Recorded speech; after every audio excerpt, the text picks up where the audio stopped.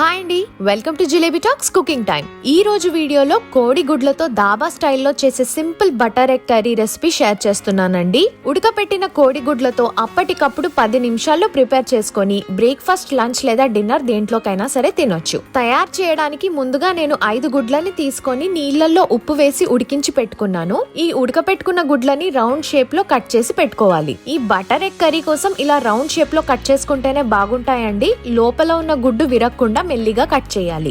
ఇప్పుడు పాన్ ని medium heat పైన పెట్టి 3 నుండి 4 టేబుల్ స్పూన్ల బటర్ వేసి కరిగించుకొని పాన్ అంతా స్ప్రెడ్ చేసుకోవాలి.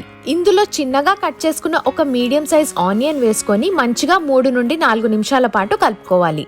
తర్వాత చిన్నగా కట్ చేసుకున్న 3 పచ్చిమిరపకాయలు, 1 టేబుల్ స్పూన్ అల్లం వెల్లుల్లి పేస్ట్, టేస్ట్ కి సరిపడా ఉప్పు, టేస్ట్ కి సరిపడా మిరియాల పొడి, 2 టీ స్పూన్లు రెడీమేడ్ చికెన్ మసాలా పొడి వేసుకొని మీడియం హీట్ పైన మంచిగా కలుపుకోవాలి. ఇందులో నేను ఎవరెస్ట్ చికెన్ మసాలా పొడి యూజ్ చేశానండి. మీరు రెగ్యులర్ గా యూజ్ చేసే బ్రాండ్ ఏదైనా వేయొచ్చు. చికెన్ మసాలా పొడి వద్దు అనుకుంటే గరం మసాలా పొడి యాడ్ చేసుకోవచ్చు. నెక్స్ట్ కట్ చేసి పెట్టుకున్న బాయిల్డ్ ఎగ్స్ తో పాటు ఒక చిన్న కప్పు పుదీనా ఆకులు, ఒక చిన్న కప్పు కొత్తిమీర ఆకులు వేసి మీడియం హీట్ పైన 5 నిమిషాలు మంచిగా కలుపుకుంటే dhaba style tasty butter egg curry ready. ఇది వేడివేడిగా చపాతీ లేదా పూల్కాతో తింటే చాలా బాగుంటుందండి. తప్పకుండా ట్రై చేసి ఎలా వచ్చింది అని మీ కమెంట్స్ కింద ఉన్న కమెంట్ బాక్స్ లో పెట్టండి.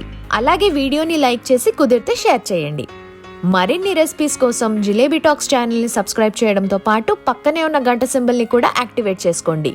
మళ్ళీ ఇంకో రెసిపీతో కలుద్దాం. Thank you so much.